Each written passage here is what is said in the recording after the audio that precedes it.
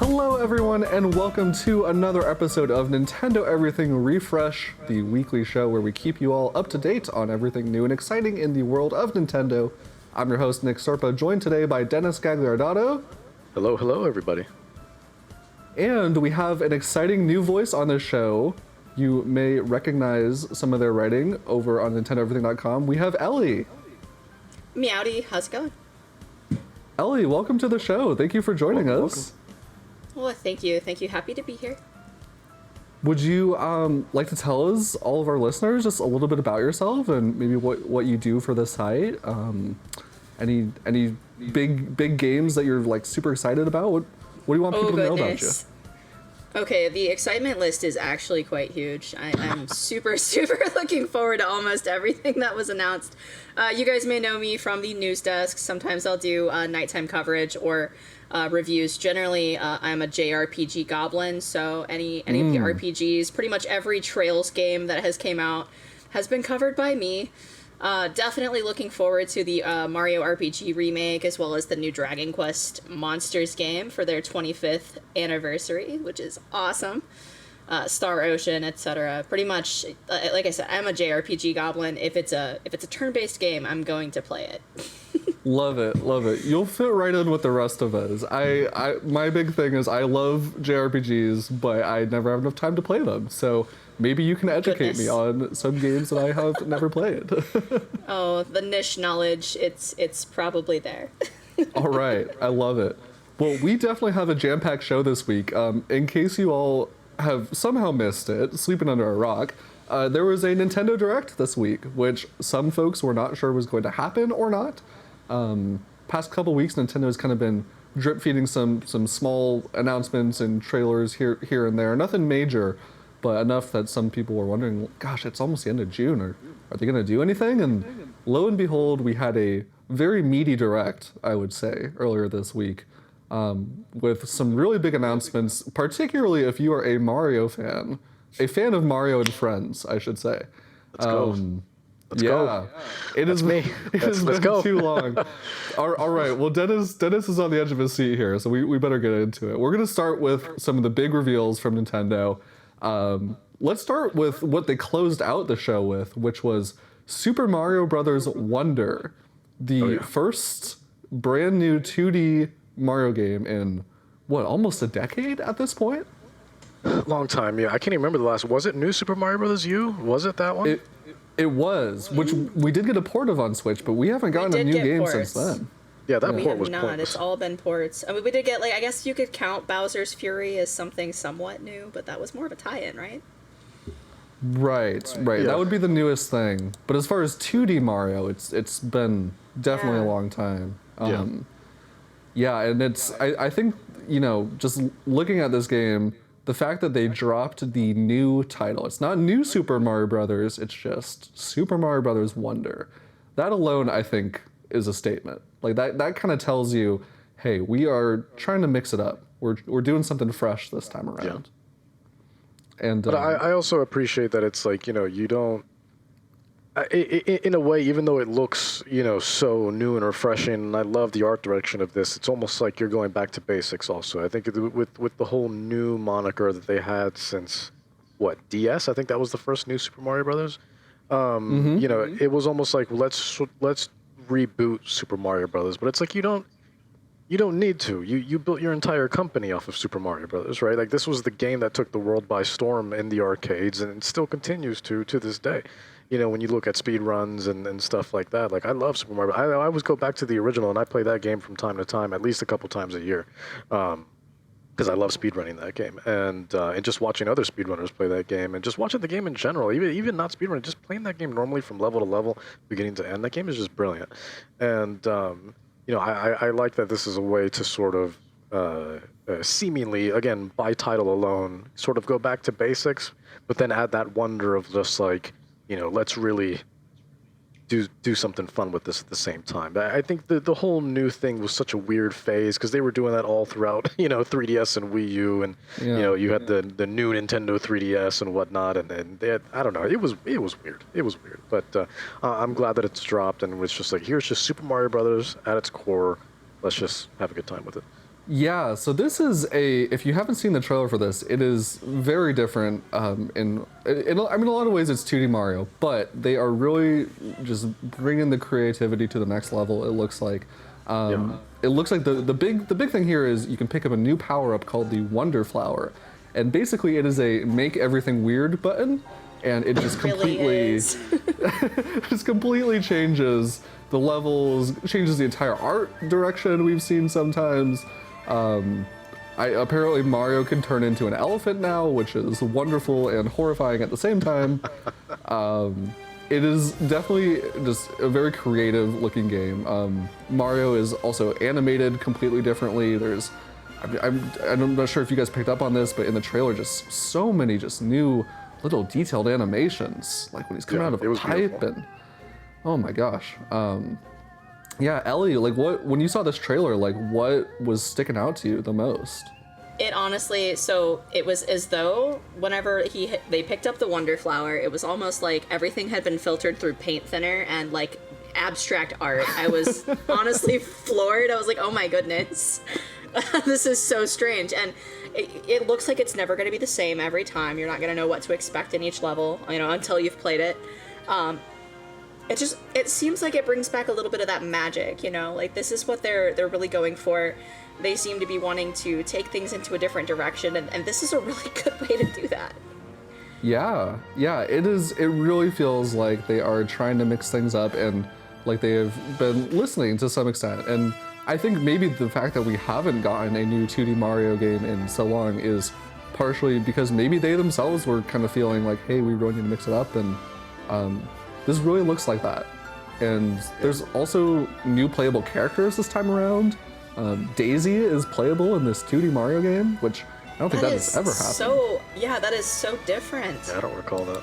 I'm not going to complain, because it's super awesome. I wonder, how is she going to play? Ever since Mario 2 back on the NES, which allowed us to actually play as Peach and Toad and things like that for the first time, it's always been really interesting to see the differences between how each character actually plays. So I'm really excited to see what she's like, what's her gimmick? Right, or is she just going to be a reskin of Peach? That's going to be... I hope not. I hope they don't do that to me. Yeah, hopefully not. Yeah, and I think we saw a glimpse of Yoshi in this trailer too. I'm not sure if Yoshi is playable on his own. Or mountable, is he mountable or playable?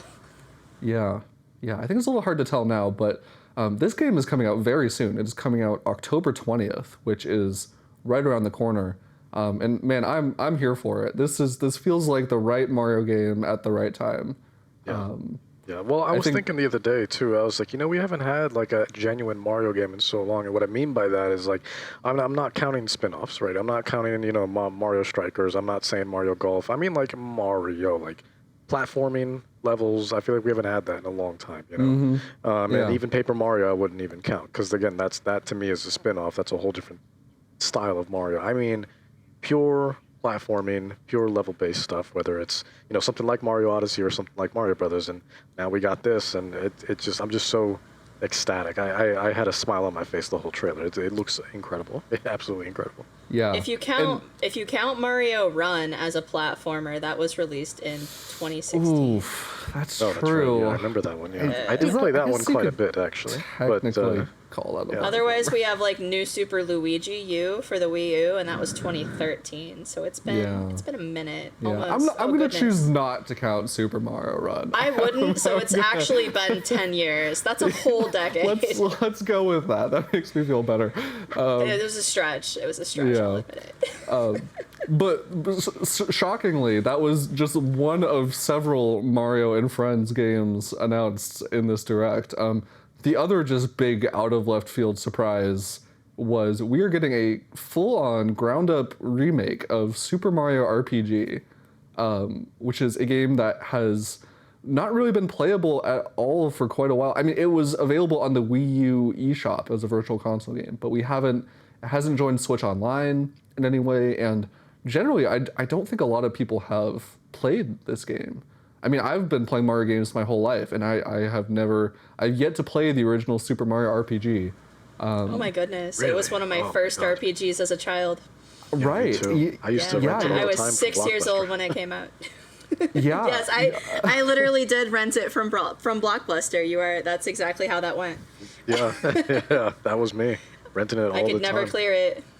Never Yeah, cleared it, but I you know, rented we had it like we had an 93 times. NES in my house growing up, but we never had a Super Nintendo, and so it missed me completely. But yeah, I'm floored by this. It looks incredible. Do we know who's developing this? Is this Nintendo internally, or is Square Enix involved?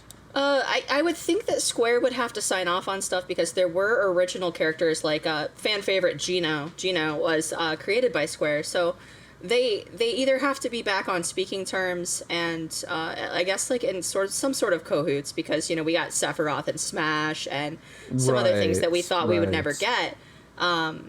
But I mean, like, I'm sure that they had to give the go-ahead because there is proprietary characters and storyline and things like that Square had a hand in that I don't think that they would just give up, voluntarily for nothing. Sure. Yeah, it looks like, I mean, having not played the original, maybe you guys can check me on this, but it looks very faithful in terms of its, like, overall presentation and general gameplay to the original, but just with an incredible new art design. Like they've really tried to translate it into modern technology but still retaining a lot of the personality of the original. It looks like. It definitely does seem to be that they are trying to honor that originality, like what they had before.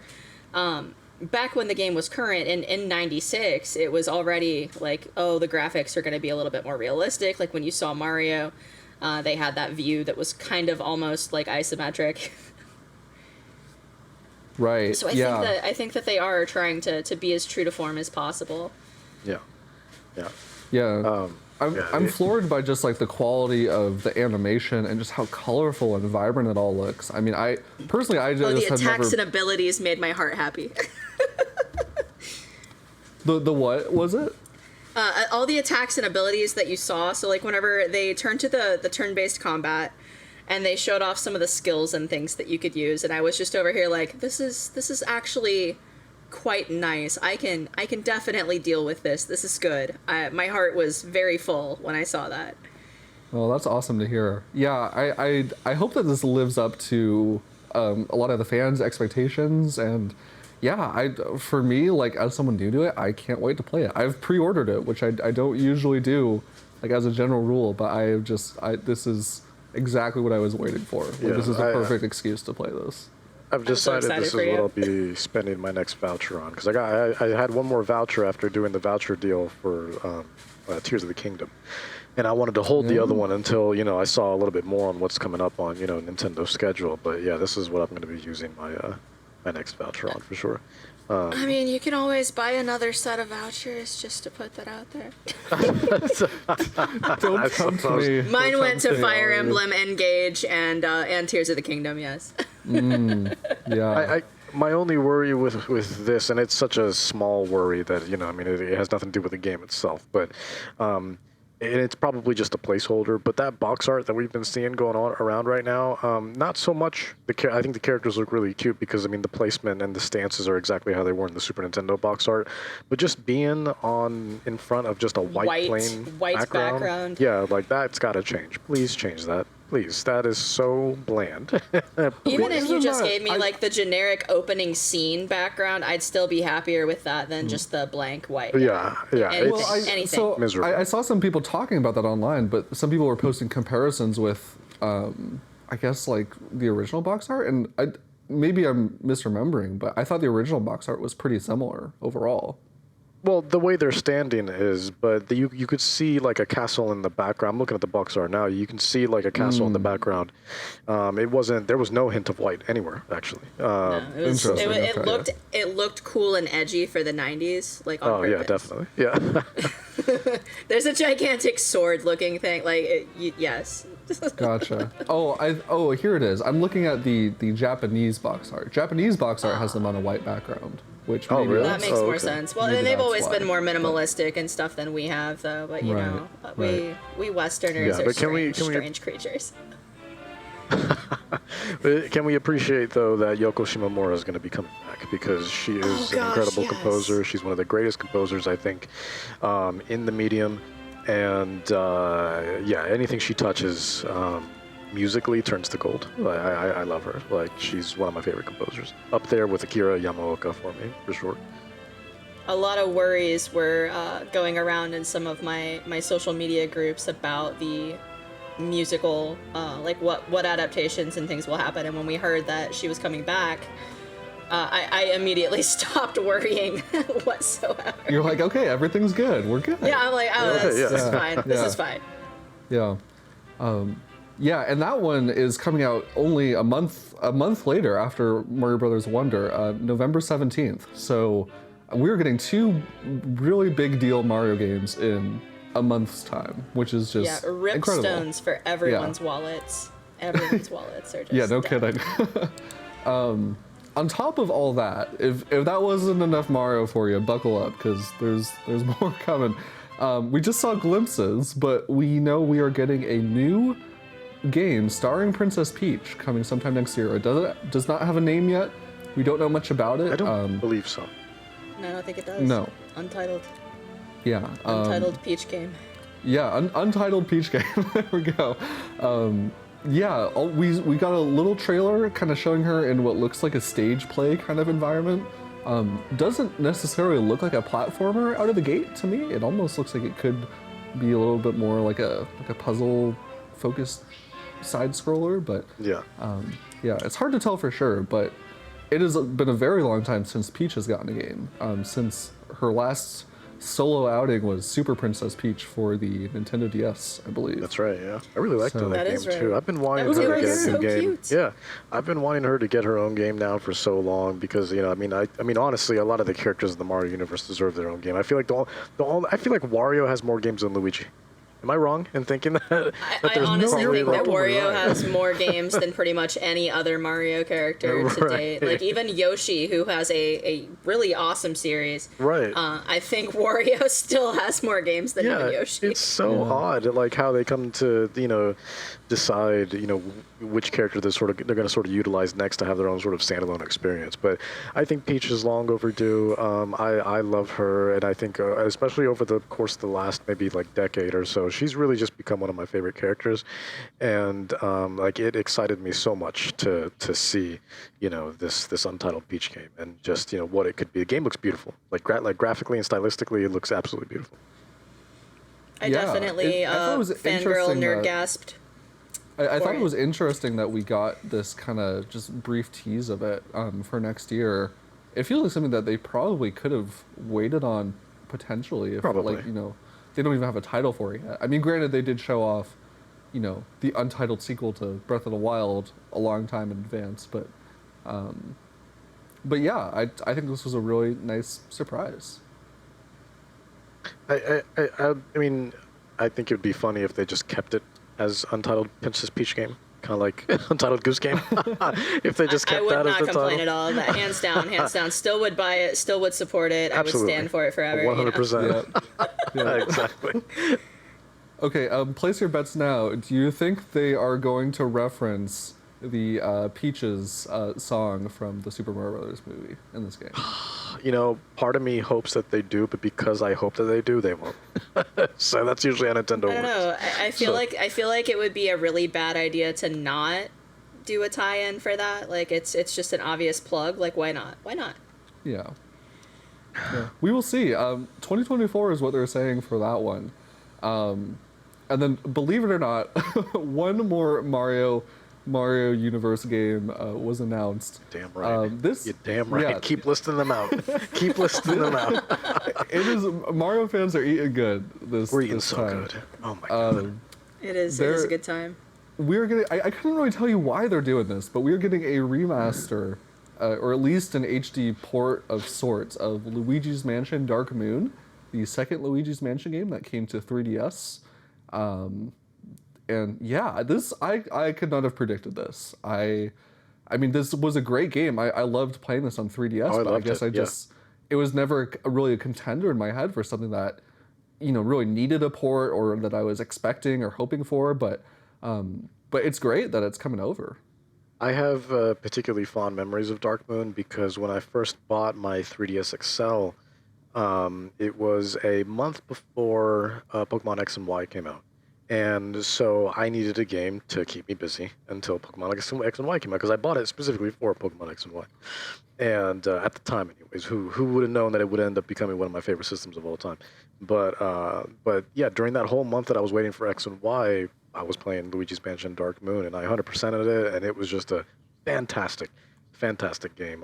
Though I will say I prefer how the first one and the third one did it, which is just one large building versus like multiple smaller, estates, kind of like how Dark Moon was. Dark Moon was, you had like a bunch of different houses to go through, but they were much, much smaller in design. So they were almost like the Luigi version of like, Mario Worlds, but it was still great, Right. Yeah, I saw some people saying that this might have made more sense if they had bundled it with the first one, which is also not on Switch. Correct, yeah. But I mean, in at least at the very least in the sense of, hey, 3DS eShop is dead, can't really buy this game conveniently anymore. I'm not going to complain that they're bringing it over. Okay, but who's to say that they're not gonna just shadow drop the first one? Because like, let's look at this objectively. The last few directs, we got Metroid Prime Remaster, just shadow dropped, and then we got, of course, Pikmin 1 and 2, that just shadow dropped. Like, That's who's right. to say that they're not doing that? Because like now I'm kind of like, this is becoming a trend. That is true. Yeah, is it's true. not impossible. Yeah, they have been shadow dropping things lately, which I am all here for. Dude, I love shadow drops. I prefer to use the term. I still like to use the term Beyonce when people pull a Beyonce, and just drop it out of nowhere. It's such a crazy feeling because the excitement is brand new.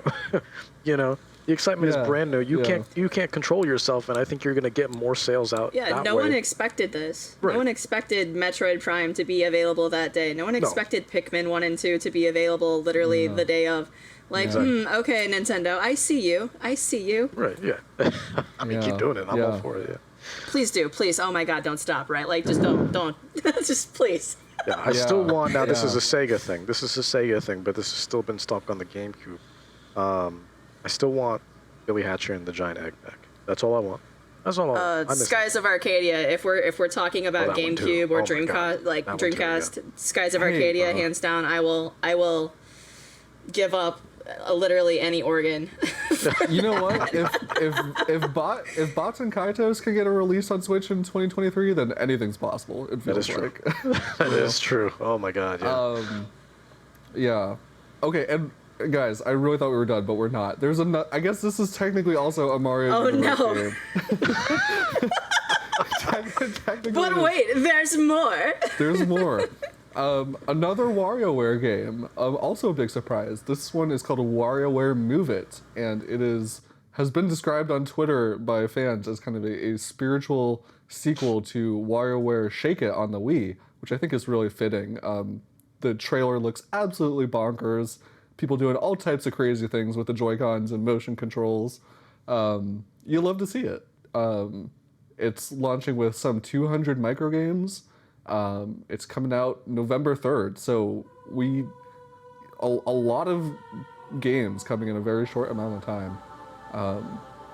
I can't wait for this. I've actually, believe it or not, I have never played a WarioWare game before, so this Oh will my goodness, probably you're in be- for it. Oh, they're a my lot of fun. first They get one. really addicting. I think my first Is one. the first one? The first one was GBA, right? Like That's it was correct. just WarioWare Yes. Mega Micro Games. I played that for probably at least 100 hours Yeah. cumulatively over my childhood. It was easy to do that. Is Like, that on took- the Switch Online yeah. now? It took no effort at all to do that because that game was so addicting. It was so good. Yeah. It was so good. Yeah. I played it by accident because my friend, he had just picked it up. His parents. It was just his birthday at the time, and he just goes, Dennis, I got this new game on the Game Boy.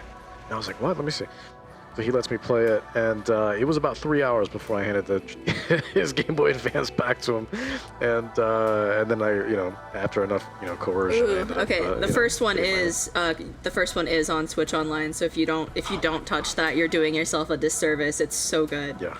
Yeah, I think I played the paper airplane game itself like forever. It's so basic. It really wasn't that long ago either that we got the other WarioWare game. I reviewed that one. Get It Together. It was so good. Yeah, WarioWare Get It Together. That one. I got to review that one for the site, and it was fantastic. It's absolutely amazing. All the characters have different abilities like that they can do during the micro games. So like who you play as is going to influence how you approach different things. Super good.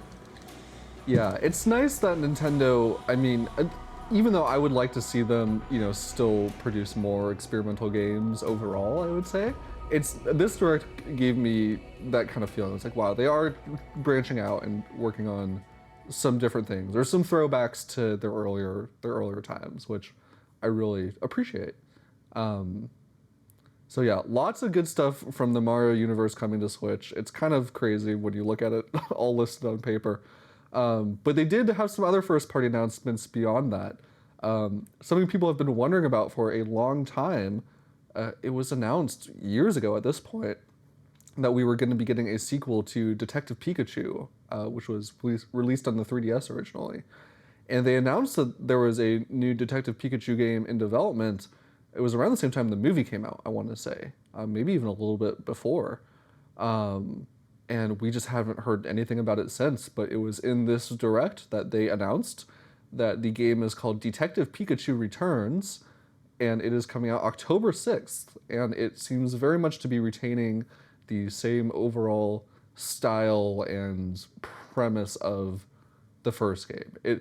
I think some people were wondering if they were going to lean more into kind of what they did with the movie, maybe a little bit more sci-fi, but no, this is definitely more of looks like a direct sequel to the first game, as far as I can tell. Which is all I would want. The characters are returning, I loved the first one on 3DS. That was one of my favorite games on 3DS. And I hope they reissue that amiibo. Also, does anybody remember the amiibo? It was huge. It was like a 2 foot, maybe not 2 foot, but like it was a plush one, right? It would no. It was an actual amiibo, but it was gigantic. Large. Yeah. Sarcastically large Pikachu. Yeah, the big plush amiibo you're thinking of, I think, was Yoshi's Woolly World. They made a big one of that. Yes, Yoshi had the plush ones. Yeah. But this was just sarcastically large Detective Pikachu. Yeah, this one was gigantic, but God, that was, I think, one of the best games, I think, on 3DS, and it was one of the most refreshing Pokemon games, I think, ever, also. And I've been thinking about it ever since it got announced. This was also one of the highlights, top 3 highlights for me. Of the entire Direct, it put the biggest smile on my face. Like I was giddy, like giddy, like a kid in a toy shop, basically. And seeing the world of Pokemon presented from a standpoint that's not as a trainer, like we don't really get refreshing. too many. Exactly, like you get to see how the world actually works. Yeah. When you're not out there trying to collect 8 badges and beating up little kids for their lunch money. Right. And you know what? And I think that's also why my favorite spin-offs are also Pokemon Ranger and Pokemon Conquest. Because they did something different, with the Pokemon property that wasn't, your standard, like you said, he just, just going around and, beating kids up and, taking their money, basically. So, it was refreshing. And my only sort of gripe with this particular trailer that we saw was, for as good as it looks, and again, this is just me sort of nitpicking, really. But, you couldn't have added some shadows or something, just to add a little bit of depth to it. I mean, it's just, there's like next to no shading. There's next to no shading in this game. It's in development, Dennis. Give them a moment. All right, okay. Fair enough. Well, and Dennis, you got to remember, I mean, I think we should compare this side by side to the last Pokemon game, and then see what people are talking about. Yeah. A series of disappointed vowel sounds but look, from me. I'm not asking for ray tracing. I can do without the ray tracing, but at least to give me some sort of depth, please, to show me that you. If Dennis cannot see the pores on Pokemon's skin, or each individual blade of fur, we need to go back to that. To be fair, they did make this. He really does look like a really cute little fuzzy dude. Okay, for as gruff as he is, he does look so fuzzy, like a lamb's ear. Okay. That's all I want. It's wonderful. As someone who considers himself a pretty casual Pokemon fan, I honestly think I'm more interested in playing this than playing Scarlet and Violet. Like what you were saying, Dennis, just the stuff adjacent to the Pokemon world is all super fascinating to me. So I think this could be a really good time. Yeah, this one and WarioWare are both coming in at $50. So I guess you could call them budget release in comparison. Somewhat, yeah. Yeah, somewhat. So yeah, that's coming out October 6th.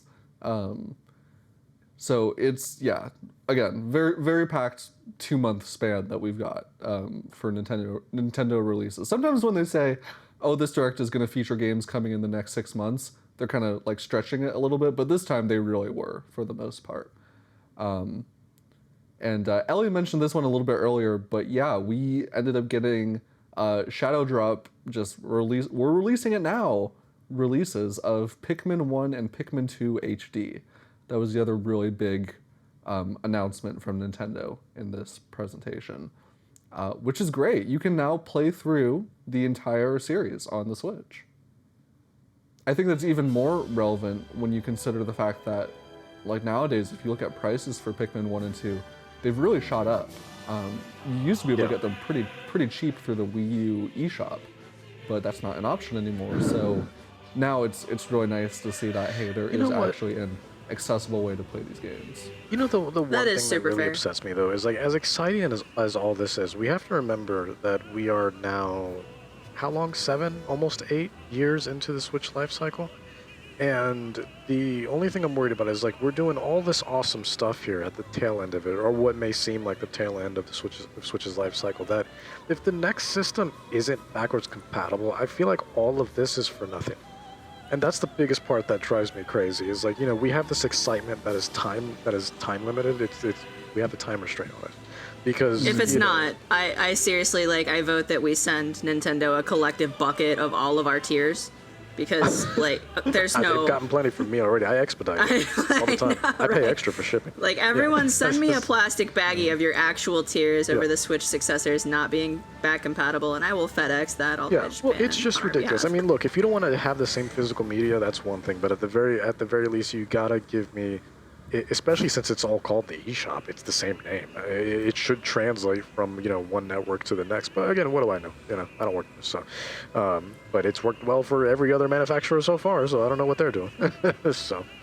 Yeah, you know, the way I look at it is, I do feel like at the very least, looking forward, I know that even if, for whatever reason, the next Nintendo console is not backwards compatible, it's going to be much easier to make backups of your own library this time around, because you can, you know, unlike the 3DS, for example, 3DS, you could only have really one micro SD card tied to that system. So you had to cram all your games basically on your system and on your SD card. There was a hard limit on what you could do. With the Switch, you can have as many micro SD cards as you want, and you can very easily plug this into a computer and back up the whole card if you want to.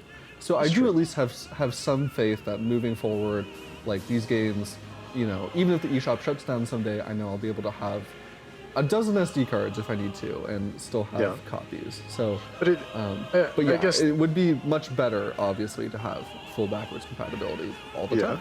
Because the way I think of it too, I think it's just more cost effective too. Because if you keep porting this system after system, that's just so many resources you could have saved if you had just made this playable to begin with. I don't know. That's just how I view it. I don't know. But, yeah. You know. No, I agree with you, definitely. Well, for now, I'm just grateful that they are here. They do seem to be pretty simple ports. They don't seem to have really added much, really anything. They do retain the motion controls from the Wii version, which is good. But yeah, this is just a convenient way to play them. They're $30 each if you buy them separately, or $50 together. So yeah, this is awesome. I probably am not going to pick it up just because I already own the games digitally on Wii U, but yeah, it's nice to know that if my Wii U ever dies, I can play them again. So, at least they're there, yeah, exactly. I'll give you a judgment point since you admitted you'd never played Wario. I have never played a single Pikmin game. Hey, you know what? There's no shame. Now you have the whole series in front of you if you want to. You know, yeah, it's a good time. If I wanted to get into it, I could just get all of them, you know? Right. It's also much easier time commitment wise than, like, for example, I'm trying to slowly get caught up on Xenoblade. That's a much more of a time commitment than getting caught up on the Pikmin. I definitely for that put mission. 300 hours into Xenoblade 2. So There you you've got a bit to look I've forward got some to. work ahead of me. Yeah. Yeah, I know. Anyways, let's keep this Pikmin train rolling. So that was all the new major, I would say, new game announcements, but we did get updates on existing titles, some DLC. So I'm just going to kind of quickly go through some of the highlights for that. But first of all, we got a really big deep dive on Pikmin 4, because that game is coming out really soon, end of July. And this was the deepest dive we've gotten into it so far. They are really adding a lot to this game, it seems like. From, first of all, you're not playing as Captain Olimar this time, that was confirmed. You are making your own character, and you are setting out to rescue him. So the tables have turned a little bit, but you have a new companion. His name is Hochi. He's an adorable little dog that you can I ride loved on. him. And, I oh loved my him gosh. immediately. He was so cute. He is a good boy, very much. The best boy. The best Yes. boy. That might be what sells it for me, is getting to Yes. ride the dog. Preserve Hochi at all costs. Hochi is now top priority. Captain Olimar, you're on your own, dude. Sorry, we gotta watch out for Hochi now. But but yeah, so that's really cool. Looks like you can kind of use him in certain contextual situations to like break down walls and maybe even help you distract or fend off enemies. So that is alone is a pretty big shakeup. Something that was kind of hinted at in previous trailers is that there is a whole kind of underground kind of dungeon sort of environment that seems to be taking, different kind of household objects and elements that you would find in the overworld, but creating more, I suppose, looks like more like traversal focused puzzles in these environments. It's difficult to say. We didn't see too much of them, but I mean, I did see that GBA SP that you could go find. That was the show stealer. oh yeah, That was awesome. that was probably the highest resolution Game Boy Advance. It was so nice looking. Yeah, why was it so nice looking? I need to know. Yes. Yeah, you can also venture out at night now, which is brand new to the franchise, which they were kind of saying is going to make for a more intense experience. Bigger rewards, of course, but there's also a whole new type of Pikmin that you can find, glow Pikmin, when you're out exploring at night. So they're really throwing a lot into this game. We've heard that there was a new Pikmin game has been in development for a long time, and I wonder if maybe just the scope of it just kept getting bigger and bigger, because there's a lot of new stuff in this game. Are either of you guys interested in picking it up? Ellie, I know you said you haven't played a Pikmin game before. Are you going to start with this, or do you think you'd want to play? It the looks other like it ones would first? actually be a pretty good point to jump into the series. So I might end up getting a hold of it, because like it's different. It's not really like continuing off of Captain Oliver's adventures. There's a cute little dude that you get to ride through the ocean or whatever. Like let's go. Let's What go. more do you I'm need? in. Maybe Right. I think I might be in. Yeah, I'm still trying to figure out what these Dandori battles are. I couldn't tell if it was just like a challenge. Was that mode the or if it was, multiplayer like- thing? That was is like it multiplayer, split right? screen? It looked like I don't know. split So it screen, looked but like you could have like 4-player co-op on the same screen. Okay. Or was it split screen? I'm not sure. It looked really kind of fun, but I don't know. I've got a nephew who comes over, and I'm sure that he'd be like, yeah, let's play that. So I might get roped into it. Even if I just, try to solo play the game, he'll be like, no, let's play this part. Yeah.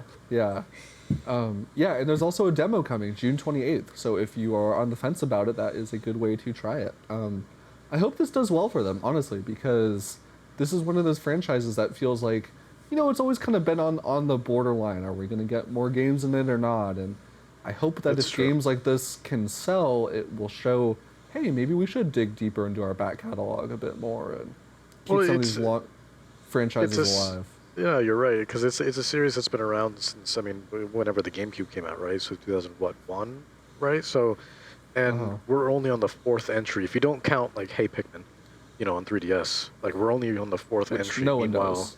right. I don't know. We're gonna So- count Pikmin Bloom on mobile. That's counted. Oh my god. Okay. Yeah. I But- did actually play that. It was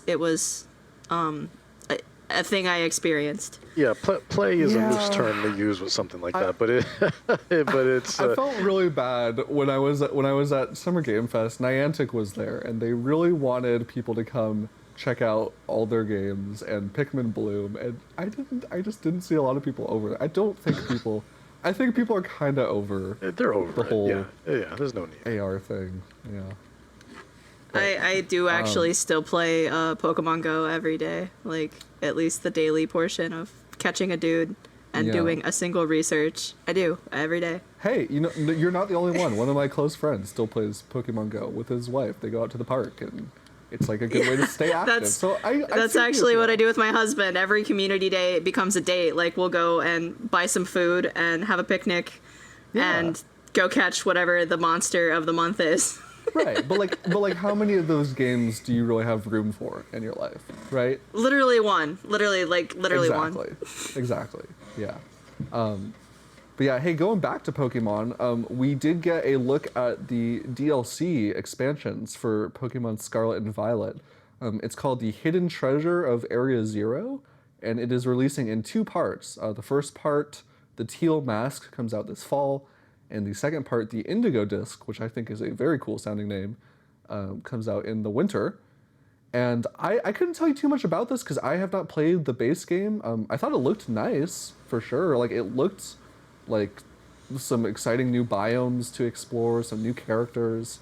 It looks like they might be trying to expand on, like, the whole, like, school setting a little bit. So, are either of you guys into Scarlet and Violet? I did review Violet for the site. Early release was really, really rocky. Like we had the elongated 3D models clipping into the world, all sorts of interesting visual anomalies. But with subsequent updates, things have gotten a lot more smooth. I have not purchased the DLC just yet, but the first one, the Teal Mask, actually looks way more fun for me, but that's because I'm a world building freak when it comes to things like that, and a really cool like traditional festival type that just looks like it's gonna be more up my alley, whereas like my other half, he's more of a like, oh, the other part looks like Battle Frontier. I think that one actually looks neat. I'm over here just like, I've done that already several times. Give me the festival. Yeah, when I was looking, I'm glad you mentioned the performance, because when I was looking at this trailer, I was like, this looks like it's running a lot more smoothly, and it looks more crisp and like just 100% yes, cleaned up than yes. what we launched with. So do you think, like, does this represent like the state of the game as it is now, or do you think I would say that it's a lot better now than it was at launch? I did recently load back in to just kind of revisit everything. I ended up finding a shiny Meryl, like just kind of chilling. I was like, oh, I guess it was just a good day to load the game. Like the luck was real. But yeah, no, like I wasn't seeing as much like as I had. I had 2 crashes like during the time that I was reviewing the game, and that was kind of off-putting. But everything seems like they have a lot less stuff loading in, so there's not as much pop-in effect. You're not seeing, things clipping through the world as much. Now, of course, like there is still pop-in, especially with trainers, and that's visually jarring. But it is definitely like in a way better state than it was at launch. And I could honestly say that if someone was on the fence about it at launch and was like, it plays like garbage.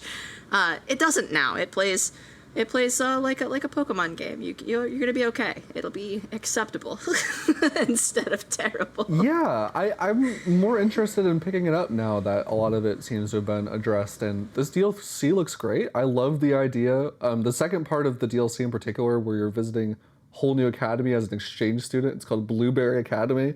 Like, that's just cool. Like, I'm always a sucker for games where it's like a life simulation or school simulation stuff. It's just, I always find it really just charming and fun. And so, yeah, I think it's cool that they're doing it. And it's coming out pretty soon. So, yeah, not too long to wait for that. Other DLC that was shown off during the Direct, we finally got a look at Wave 5 for Mario Kart 8 Deluxe. They didn't show off too many tracks, but we did get one new course. They're calling it Squeaky Clean Sprint, which seems to take place in a very large bathroom that is very colorful and very cluttered. That was definitely a really colorful track. Whenever we were covering the live blog, I saw that and I was just like, is that a Mario Kart Tour track, or is it just brand new from the ground up? I didn't remember. Right.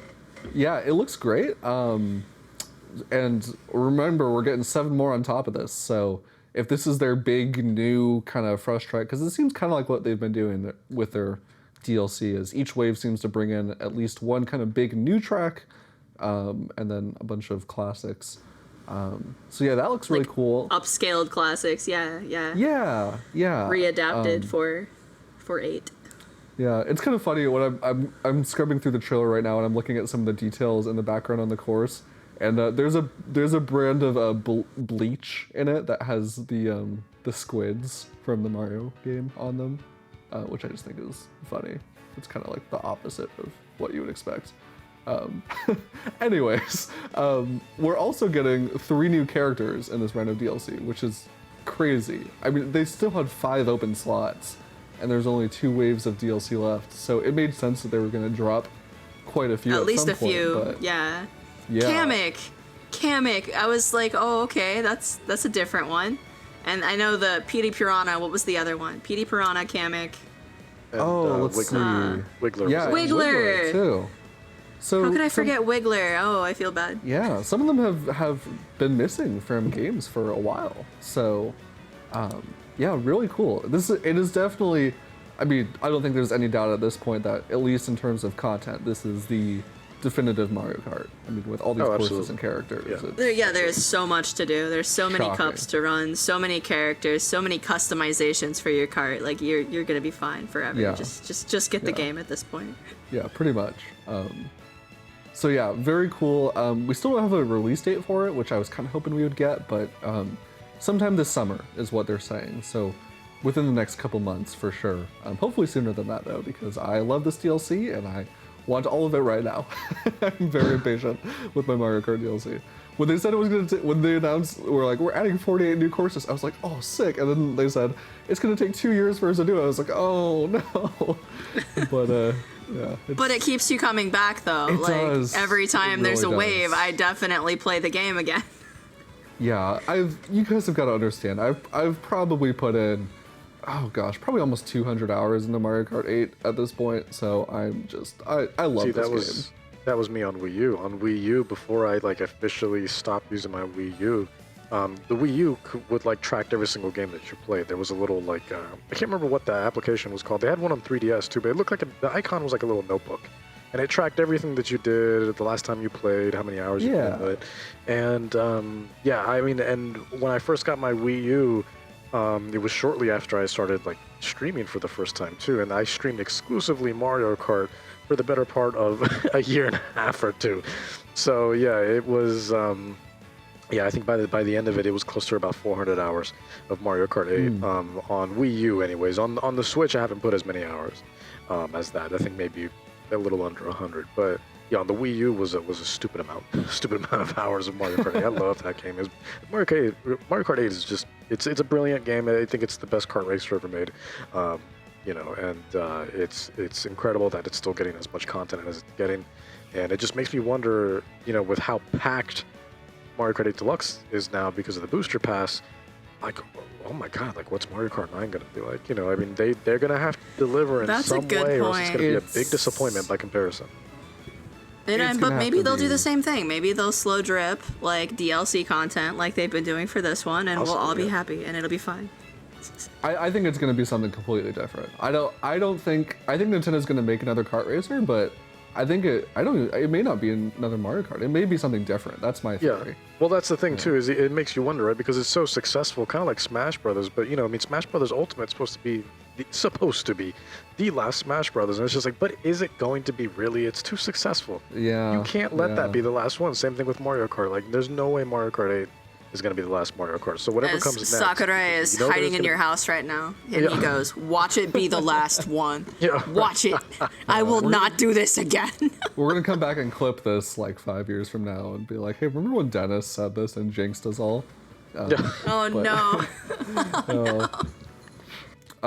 I was very happy to see other DLC that was shown off. I don't know if either of you guys have played Mario plus Rabbids Sparks of Hope yet, but Not yet, no. yeah, I loved that game, and I'm really glad they're making DLC for it. We got to look at their first really big expansion. There was some DLC released earlier in the year. It was kind of like a roguelike mode of sorts. Didn't hold my interest a super long time, unfortunately. But this DLC, it is their first kind of big expansion. They're adding a whole new planet to the game, a new party member for your team, lots of new battles, and some new enemies as well. It's called The Last Spark Hunter, and it seems pretty substantial. I wasn't. You shouldn't like. I would say this DLC, like, don't play this game for the story. Really, like, it's there, but like, I'm excited. Honestly, for me, the real highlight of this game was getting to explore these pretty open planets that have, you know, Mario theming and some other just really creative elements to them, and so I'm excited to have a whole new planet to explore, mostly. I did not pick up Sparks of Hope. I do have the first one and all of its related DLC, which I liked. I liked the combat. The combat system is what sold Mario plus Rabbids for me as a person who likes turn-based things. And then you got like basically XCOM style combat. I think eventually I will end up with Sparks of Hope, but I've got so many large, huge world RPGs to plow through. Yeah. No, I hear you, and I think, you know, Ubisoft, they've even come out and said that they felt this game kind of underperformed for them, which is a real shame, because I think especially if you liked the first one, this game really just does refine it in so many ways. Like, I really can't think of a strategy game I've played where I feel like I have so much control and so many options, and everything just feels so dynamic and fluid when you're in battles. It's really remarkable, I think, what they've managed to do with this game. So I hope more people play it, and I'm glad that it's at least, you know, it's done well enough that they're able to put out this DLC. So yeah, that is coming out. Oh, that was also shadow dropped, actually. It's sitting on my Switch. I haven't had time to play it yet, but that's how crazy things have been for all of us. Is like you downloaded it and you didn't even realize you downloaded it. Well, there's just so many things. They're like, hey, here's Pikmin. Right. Hey, here's this. Like, hey, happy birthday, freaking Rabbids. Let's go. Like, yeah, it's a real problem. Lately, I've spent more time writing about video games than I have playing them. So I need to. Right. I need That's to usually how it goes. reverse that soon. That's how it goes for us. Now, maybe you don't like digital DLC. Maybe you'd rather have some physical DLC. Well, now you can get new amiibo for Legend of Zelda: Tears of the Kingdom. I do like amiibo. DLC I'm not gonna lie. But yeah. It kind of counts. You can unlock kinda costumes and all sorts of stuff in some games. It counts. Yeah. But yeah, we're getting a new Zelda and a new Ganondorf amiibo, and they both look very detailed and very nice. I was very happy to see those. I really was. As a person who I have a bag amiibo, because I scan them so often for Zelda right now that I just got to keep them all. They were on a shelf. Okay, I will not lie. They were displayed neatly. But I'm not going to get up. I'm 8 months pregnant. I'm not going to get up every day and reorganize my amiibo. They're in a Crown Royal bag. They're in a Crown Royal bag right next to my bed, and I use them every day. That's incredible. Oh, man, I really, like, I wish amiibo were big now, because here's the thing. Like, right now I live in a little 1-bedroom apartment, and I don't really have the space to display them, and I can't justify, Eli, like, more power to you, but I can't justify having just a bag of stuff next to my Look bed. here. Look here, ease of access. I am fat and lazy right now. Hey, no, don't. There's no shame. But for me personally, I'm like, man, like, I wish I had more space, because I would totally have just shelves of these things lined up. But maybe someday when they're all prohibitively expensive, I'll find. Oh, when I stop using them all the time, they're going back to being displayed like a proper person should. But no, ease of access. Love it. Yeah, and one more minor thing they hit on before we get to the third-party stuff. There was a new Splatfest revealed. The theme this time is, which flavor of ice cream is the best? but I wouldn't blame you for just ignoring it altogether because they don't even have chocolate on there. Like, come on. Right, that I was gonna say, like, who does vanilla, strawberry, and mint chip and leaves out chocolate, which is literally objectively the best flavor. I think I'm gonna strike on this one. At the very least, it's a more why. iconic flavor, right? Like that's the trio: vanilla, chocolate, and strawberry. Yeah, No like, one but lists okay, so like mint in chip their doesn't trio. suck. Mint chip doesn't suck as a flavor. It's just like, why? Why mint chip? Like, if you're gonna do an arbitrary flavor, do something off the wall like Blue Moon. If you've never had Blue Moon ice cream, you need to go and try that. Just you know, to plug that. But like, why mint chip? Look, my guess is they have some intern whose job is to come up with the concepts for the Splatfest, and just that particular intern, like that's their favorite ice cream, so they just threw it in there. Arbitrarily There we chosen go. for. Dude, there's got to be a reason for it. We got to get like Jason Schreier on this, like to get. We pulled this deep one out of a hat. investigation. Yeah. Deep investigation. Why mint chip? So yeah, That is so the that's all the first party news from the direct. And third parties, I would say maybe not as much notable stuff depending on what your interests are, but definitely some big announcements. And Ellie, I know you are very excited for this one in particular. Star Ocean: The Second Story R coming to Nintendo Switch. Oof. I did highlight not expect this. I did not expect this at all. And the art style being that HD 2D approach. Give me more. Yeah. Now I will complain lightly because there has been absolutely no movement since Square announced Dragon Quest III HD 2D remake. So I'm very scared that they're just gonna be like, oh, we're gonna talk about this and then it's gonna disappear like that one did. But I think they did give us like a release date for that one, didn't they? November 2nd. Yep. Yeah. So this better happen, or I will So it's cry. a little more. Yeah, it's a little more. Set in stone. I mean, everything gets delayed all the time. I mean, Yeah. the thing is like I don't get excited about dates anymore either, right? Because it's just like November 2nd. Okay, well, if you say so. Yeah, If you say so. right. Sure. Yeah. It gives me a little bit more like I want to say that it makes me feel like it will at least happen. Right. So. Yeah, when it's that close, it gives me hope. Yeah, you said HD 2D, Ellie, and I guess it probably is running in the same engine, but man, this is like visually just completely different. Like, Oh yes, it's ballpark. so different. Like Yeah. that's So 3D. different. You got 3D backgrounds. You've got 2D sprite characters. Like the mixture is absolutely beautiful. I will say. Yeah. So And I'm not gonna complain. So the Star Ocean games, maybe you can educate me a little bit. Are they all connected, or is it the kind of franchise where you can kind of jump in with any of them? You can literally jump in with any of these. It's kind of like how Octopath Traveler 1 and 2 are like the same franchise, but each of the games is vastly different. Like the world is connected loosely, but it does not matter. It does not matter. And the third Okay. one was absolutely like a completely different overhaul. So if you want to go play Star Ocean 3, that's completely on its own. Okay, because I'm one of the longtime listeners will know this, but I'm one of those players that will like, if there's even light story connections between games in the series, I really like to play them in the order they came out, just because I want to get the fullest experience, But then when I see an RPG like this, and I'm like, well, it's only the second one in the franchise. Maybe I could play the first one before, but also this just looks so stunning. Like I kind of just want to play this. That's the a thing really- is, like, You'd be you're fine to do incredible. so. Yeah, You'd and be it- 100% fine to do so.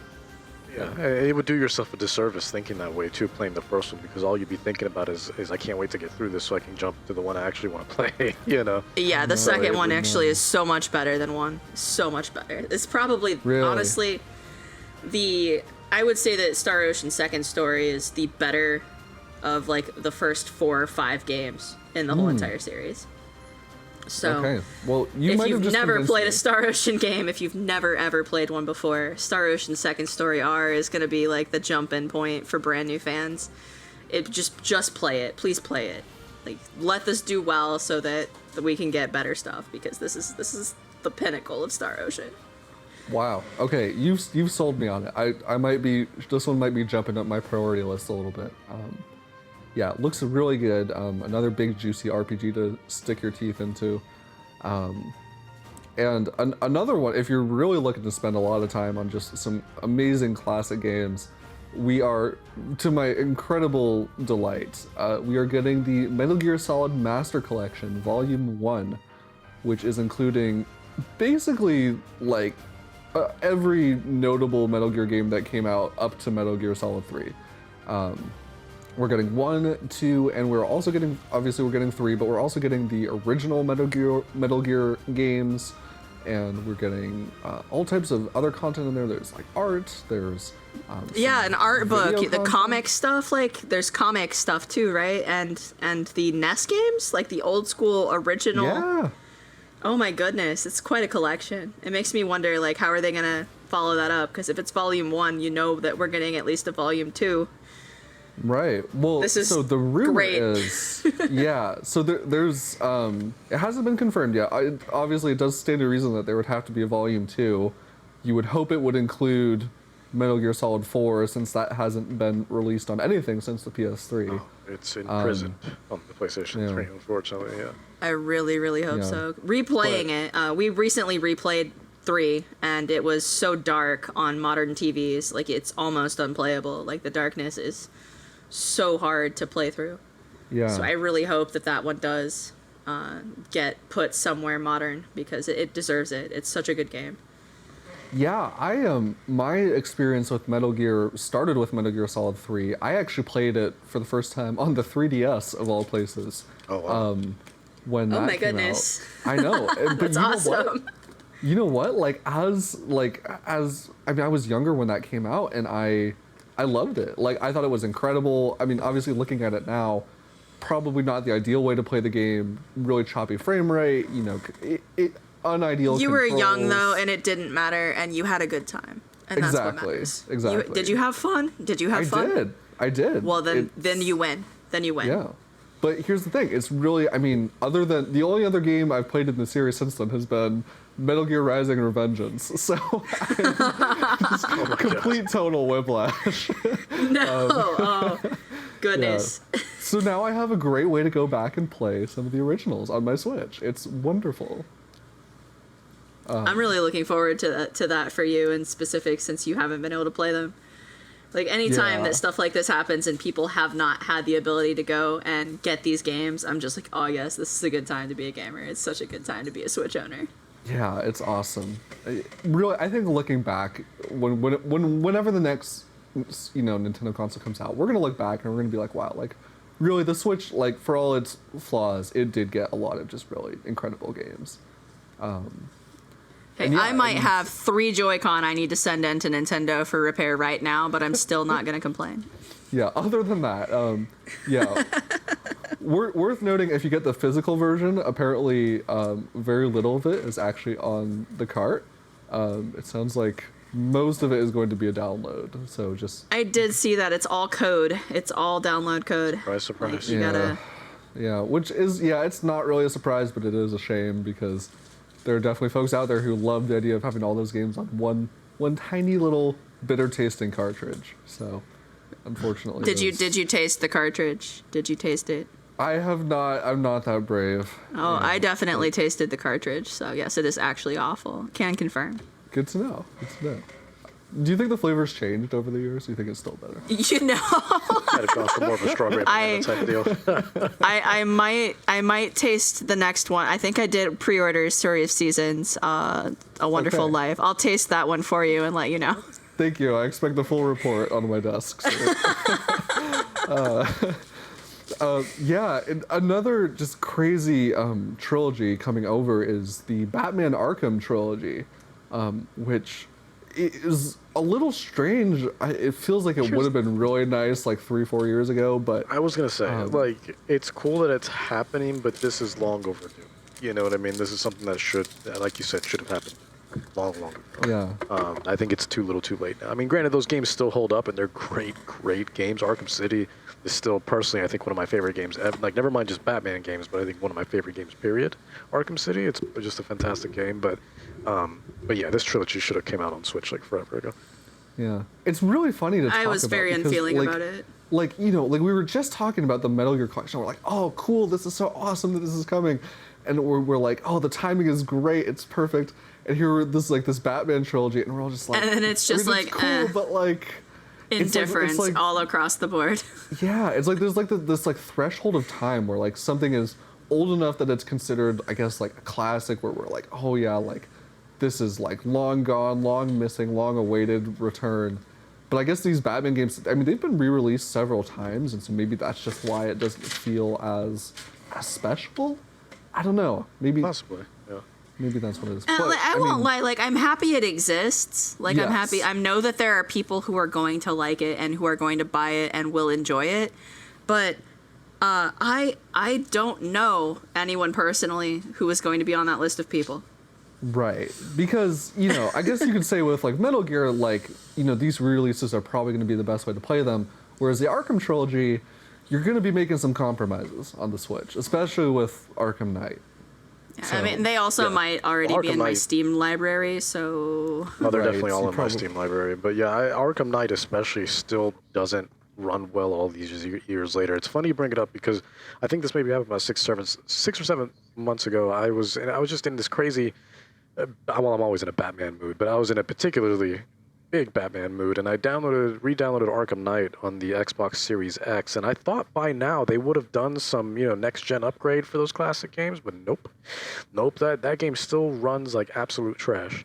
And so after about a couple hours, I had to just put it down, man. I couldn't do it. Yeah. It still does not. It doesn't. Yeah, it was problematic. I couldn't do it. Huh, that's interesting. When I played Arkham Knight back on the Xbox One, and I don't remember having any major issues with it, but I don't know, maybe it's a mileage may vary kind of thing. Yeah, maybe. I mean, I think it was also just a case-by-case basis where, a lot of people, there were a lot of issues that were consistent, and then there were a lot of more, anomalies that were a little more case-by-case. But Arkham Knight, I would have thought, I mean, even without a next-gen upgrade, the Series X does and the same thing with the Series S, does a very good job at naturally automatically optimizing games in general. So I thought that it would have done it for this, but it was just completely just unfazed. So it was just the same experience that I had, so many years ago with Arkham Knight. And yeah, the resolution was still low. I looked it up. I think it only runs at like 1200 by 800. It's piss poor, man. Like Arkham Knight. It's not a well optimized game, unfortunately. The game itself, if you can get through it, it's a fine game. It's a fine, because I've seen it, beginning to end. But but technically speaking, it is not the most. It's not something to brag about. That's for sure. Yeah, no, definitely not. So yeah, that one is also coming fairly soon. Same deal, only the first game is on the cartridge, and the other ones are downloadable. So be warned if you're picking up a physical version about that. All right, another RPG I want to hit on. This one I know has a lot of Dragon Quest fans very excited because it's been a while.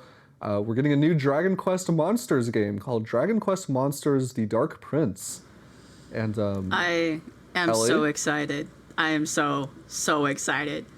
It's the 25th anniversary for the Dragon Quest Monsters series. I don't know if y'all knew that. That's a thing. I was so excited when I saw this, when everything opened up, everything being, just having a new Dragon Quest Monsters game. I don't know how long it's been. I think Joker, like one of the Joker games. Well, Japan did get remakes for like Terry's Wonderland and like Dragon Quest Monsters 2, Terra and Kobe's Journey. We didn't get those ports, sadly. Right.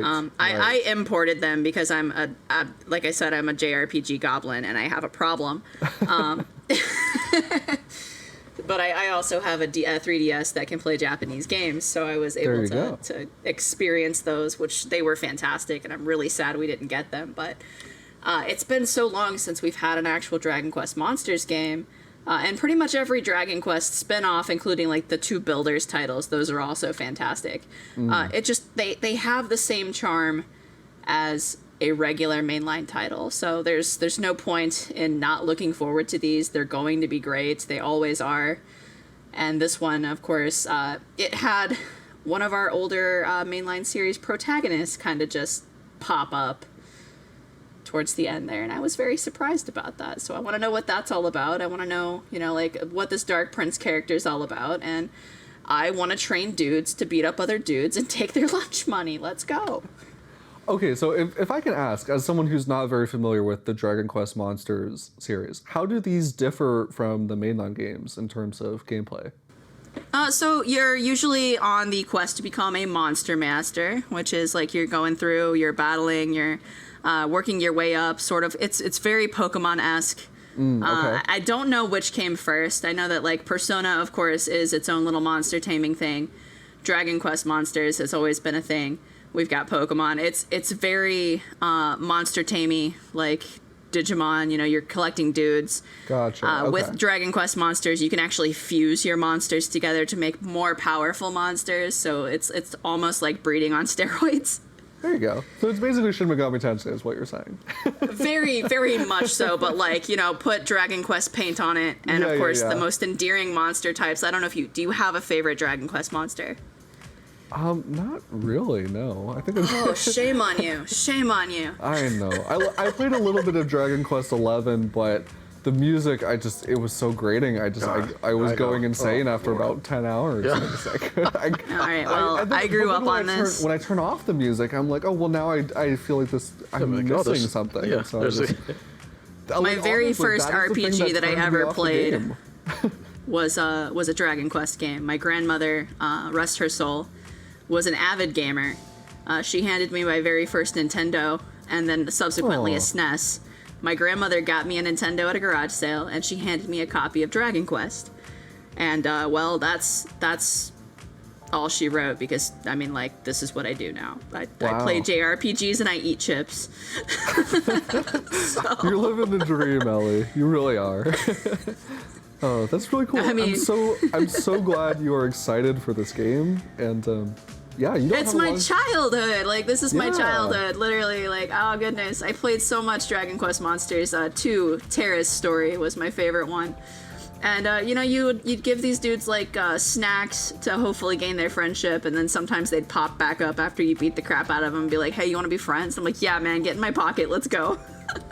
Yeah. And yeah. that's Dragon Quest Monsters. That's what it's about. Awesome. So yeah, that one's coming out December 1st, so really soon. Okay, and one more kind of big third-party thing I want to make sure we hit on, because this one, it comes from the Sonic Mania developers. It is their big 3D platformer. They're calling it Penny's Big Breakaway. And yeah, the fact that this is coming from the Sonic Mania team, I think alone is going to get on a lot of people's radar. But as a platformer, it looks like it's got some cool ideas. Penny It has looks this... so retro. It looks my like gosh. something from like N64 or Dreamcast days. Yeah. I need it in my life. Yeah, so she wields a yo-yo of all A things. gigantic one. And you get power-ups. Your yo-yo evolves. Let's go. Yeah, it looks really cool. You know, we were just talking about, when Tom was on the podcast last week, we were talking about 3D platformers and how we're seeing a lot more of them from smaller teams now, but they can be kind of hard to really nail that kind of, you know, what makes a good 3D platformer, you know, in our hearts, but also just like mechanically. It can be a tricky combo, but I think if anyone has the capability to pull it off, it's probably going to be the Sonic Mania team. I'm really excited to see how this one plays. I really am too. I hope that this shapes up into something that, you know, like, I've got a kid on the way, and if my Switch library, you know, like, falls into her hands in 4 or 5 years, maybe this will be something that, you know, she remembers. But this is honestly, like, the nostalgia in my heart was lit on fire as soon as I saw this. I'm like, oh, this looks like Yeah. a thing I would have loved as a little kid playing platformers, you know, like Banjo-Kazooie, you know, old school Mario 64, things like that. Glover, like, oh, so many good things. Ooh, deep cut right there. Yeah. That's a deep one, yeah. That's another one that was a frequent pickup at Blockbuster back in the day. There Oh, you go. were a Glover guy? Oh yeah. Oh man, I don't even know how to follow that up. I wasn't expecting Glover to come up on this podcast. That's Look, okay, it was so good. I'm not even gonna lie, like, That'll be the it was next so shadow good. drop. amazing. Yeah, I would not complain. I would not complain. Well- Put that on an N64 online, Nintendo. Please do that for me. All right, love you. Well, correct me if I'm wrong, but didn't Glover get a port to Switch recently? I think it did. I think you can go and Did get it? it right now. Yeah. I know I got some sort of announcement. that it was getting like a remade or something. I don't know. And Devolver was doing it, I think. The last thing I see Let me double check is Okay. the title was originally released, limited run re-release. Yeah. So it's been announced for Switch, but I don't think it's landed on the eShop yet. But I know you can go buy it on Steam right now. Yeah, Steam you can get it, but it's not on Switch yet. Yeah. Interesting. Well, We heard about it a little bit last year, and then it kind of fell off. Direct ruined, horrible showing, 0 out of 10, no Glover, cancel it. Yeah, all right. Yeah. Whole entire Switch eShop Yeah. is just, it's dead to me until we get Glover. Yeah. All right, so we're running a little long on time, but I do want to kind of address the rest of the games that were shown off. The rest I don't feel like are as notable, so I kind of saved them to the end. They might be notable to you, but at least in terms of me and like what I'm knowledgeable about and like can talk a lot about, I just didn't have as much to say. So here's what we're gonna do for this last section. We're winging it a little bit, but so if you read the Nintendo Everything site, you may be familiar with our 3-tier review system: thumbs down, sideways hand, or thumbs up. So I'm gonna read through this list of games that we haven't talked about yet that were shown in the Direct, and that's what we're gonna do. We're gonna do thumbs up, thumbs down, or sideways hand for our whether we're looking forward to it or not. Okay, sounds good. All right. So the first one we have is Palia, which is a free-to-play, looks like an MMO, some farming sim elements, some adventuring. You can build and customize your own house. Dennis, where are you landing? That's a thumbs up for me. I'm already in the Discord server, man. Really? Okay. Yeah, I'm just chilling. Yeah, I'm just chilling there, just waiting for new updates and stuff. Yeah, no, it looks great. Very cool. I think I'm a little more sideways hands for this one, only because of the MMO elements of it, and those can be hit or miss with how they run on Switch. So that gives me pause, but I do like what it's going for. Ellie, what about you? I think I'm also a thumbs up. Simulators, farming sims, things like that are also part of my niche level interests. So like, give me Story of Seasons, Stardew Valley. This is kind of like that. I'm in. All right, love it. Okay, this next one is a new party game, couch co-op. It is called Manic Mechanics, which I'm almost tempted to give a thumbs up just for the name, because I love it when things rhyme. I'm easy to please in that way. But yeah, it is basically what it sounds like on the tin. It is a party game where you are repairing vehicles with your friends and doing different assembly-related tasks. Looks like there's a good amount of variety in the stages. I'm gonna give this one. I think I'm gonna give it another. Okay, I think I'm gonna give it a thumbs up, only because I've been looking for a good couch co-op game to play with my wife lately, and there's not enough of them, and this one looks pretty fun. Ellie, what about you? You know, I think I'm gonna go for the sideways hand because when things are fast and frantic, I get stressed. So I'm a gamer that has anxiety, and I like for things to be slow. This is why I like turn-based games. Hey, you know what? That makes perfect sense to me. Dennis, what about you? For me, it'd also have to be sideways, just because I think conceptually, I think it's a great idea, and it does look like a lot of fun. However, it's not something that I'll go out of my way to play. But if it falls in my hands, yeah, I'm sure I'll enjoy it and get some fun out of it. But yeah, it's like I won't lose any sleep if I don't get around to playing it either. Yeah, fair enough. All right, next one on the list, Myth Force. This was a brand new game that was announced. It is a first-person melee combat-focused roguelike. And I'd say the big selling point for this one is, it has full online co-op, but B, it has a really kind of distinct cartoon art style that very much looks like, I want to compare it to like He-Man or just those other types of old Saturday morning cartoons. Too. Yeah, kind of like that.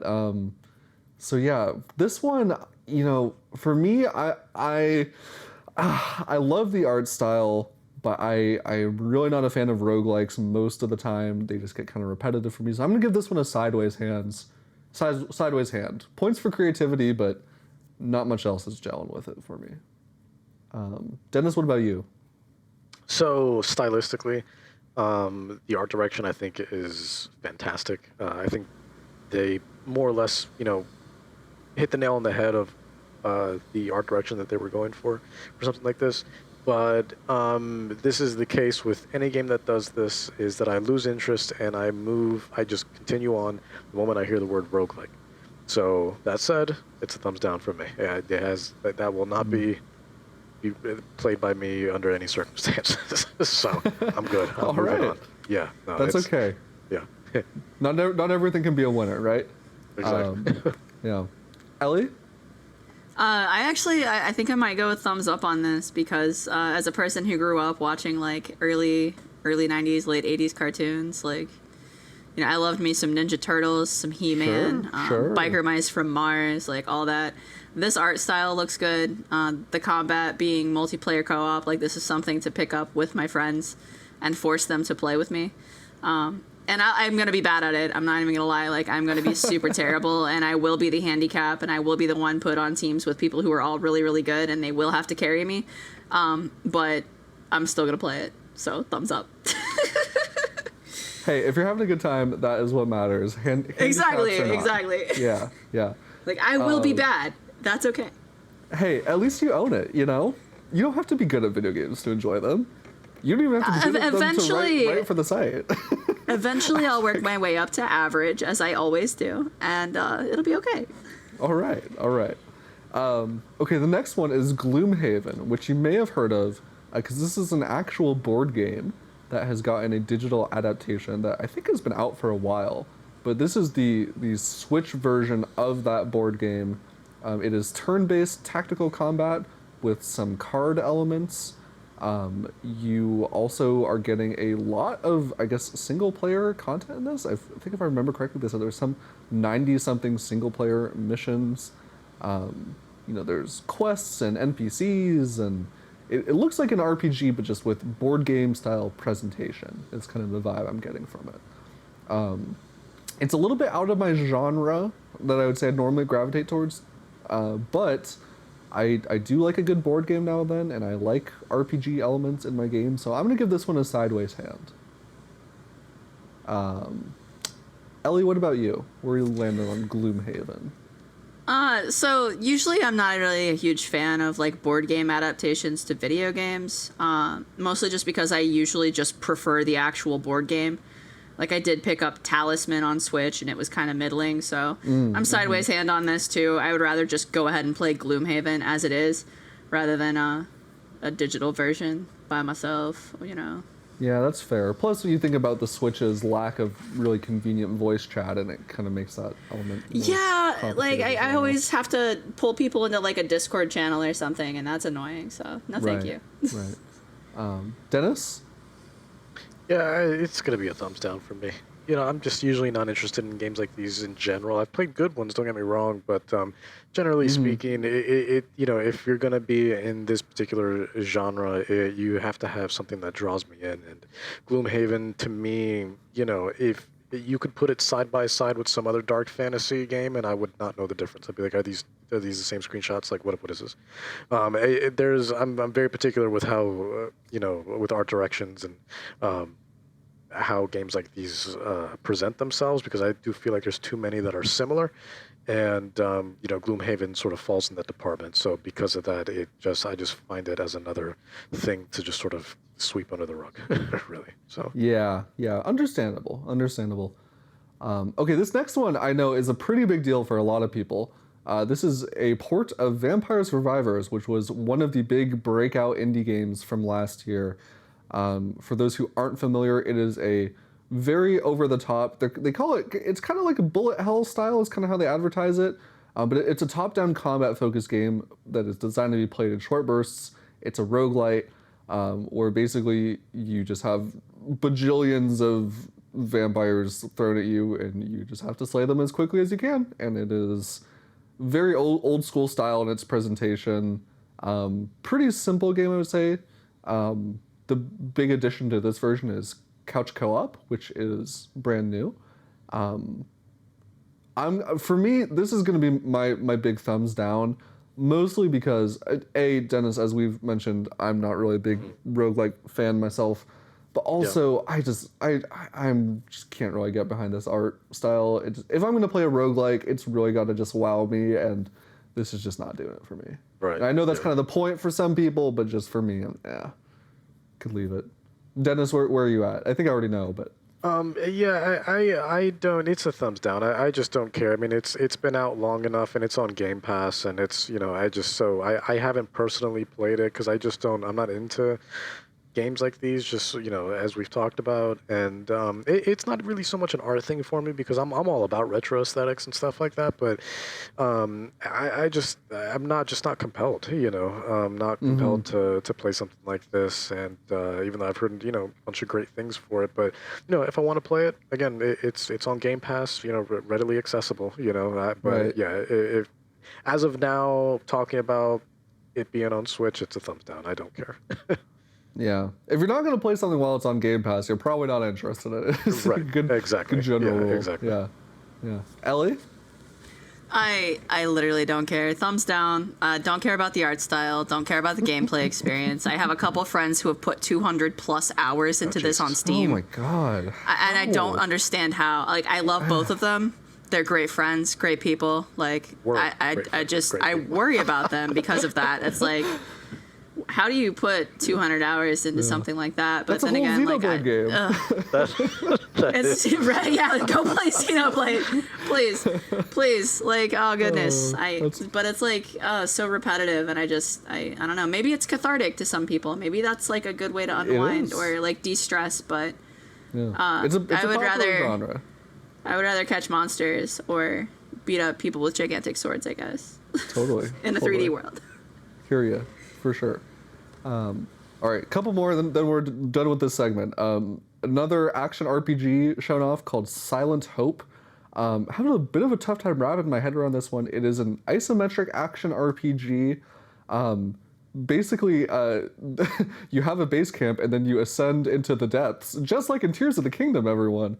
And you, no, not really at all like it, but yeah, looks pretty simple to me. You are battling a bunch of enemies, collecting materials, and you go back to your base camp to do some crafting and strengthen up. So, yeah, also some roguelike elements. They're saying each journey into the abyss will be a fresh experience. So, you have 7 different playable characters you can pick from with different combat abilities. For me, I don't want to give it a thumbs down because it doesn't look bad, but it's not really piquing my interest in any notable way. I can think of about 50 other RPGs I'd rather play before this one, so I'm gonna give it a sideways hand personally. Ellie? I want to be a person who can say and like optimistically give this a thumbs up, but the last game I looked forward to like this was Trinity Trigger, and it was just Oof, a thing I yeah. experienced. It was Burned you a definitely a little thing bit. that I played that game. That's about all I can tell you about it. I want to love it. I really do. Like, there's so much there that looks good, but the combat is what makes or breaks these types of games. And from what I've seen so far, I'm going to have to go with that sideways hand. I hope it's good. I want to love it. Like, please be lovable. Please be lovable. Silent Hope. I want to love you. Yeah, it definitely looks like it has potential, but yeah, I think I'm with you. I need to see more of it. Dennis, where you at? Yeah, you know what? Since I looked at it on the direct, I mean, I would have been a big thumbs up for me because I was like, oh, I like everything about this, and usually anything Marvelous / Xseed puts out, I'm a big fan of. But as we've started talking about it more, and as I rewatched the trailer just now, I think it would be safe to say it's more of a sideways hand, just because it looks, in the grand scheme of things, it actually looks fairly generic, and I feel like there's a lot of games like this, and and stylistically, I really like it because it's like this. It reminds me a little bit of Alliance Alive, and I love Alliance Alive, but That is a good one. That is a good one. gameplay-wise, it also sort of reminds me of a mix between that and Final Fantasy Explorers, and I hated Final Fantasy Explorers, like on 3DS. I don't know if anybody remembers that. You probably don't, because it's not worth remember. I recently picked that back up to play with my husband, and Yeah. I love it. So Okay, we're on the opposite end of that spectrum. Okay, podcast for another day then. Jeez. But I can't stand the game. I think I reviewed it for the site like way back when, so we'll have to, bring that back up just to see how I felt about it. I think I was pretty vicious in my review, but yeah, no, I couldn't stand that game. And so this Silent Hope is sort of in between that, because you have a game that I really love, Alliance Alive, and then you have a game that I don't love so much, which is Final Fantasy Explorers, and it looks like it's right in the middle of that, and so I feel indifferent towards it. So yeah, just middle hand or sideways hand would be the best course of action for now. This makes me want to cleanse my eyes by going and playing Trials of Mana remake, just to man. go do something good. Ouch. All right. Well, one last one as part of our spontaneous reviews here. I don't really know what to make of this one. It's bizarre. It is called Headbangers Rhythm Royale, and it is a rhythm-based battle royale game. I honestly, I kind of, my instinct is to compare it to Fall Guys in terms of like, it's a battle royale, but you have all these kind of independent challenges of each other. Except they're all rhythm games, and you play as pigeons, and yeah, it looks really strange. I don't even really know, how do I evaluate something like this? I think I'm gonna give it a thumbs down just because I don't really want to play as a pigeon, I guess. How dare you? How dare you? So rude. Is that too harsh? I don't know. What did pigeons ever do to you? My Nintendo Switch Online icon may currently be a pigeon. Oh, okay. Yeah, pigeons are fine, I guess, but it's just not, I guess in absence of everything else, like in absence of a new Rhythm Heaven game, maybe, but I don't know. I can't get excited about it. Ellie, are you a pigeon fan? You know, I think they're great. The fact that we brought them over here, domesticated, and then abandoned them, and then now we just kind of are like, oh, these pigeons, they're a problem. We did this, okay? We did this to ourselves. I did not know that, actually. Yeah, no, the pigeons were domesticated as messengers, and we bred them in captivity. They don't have nest-making capabilities.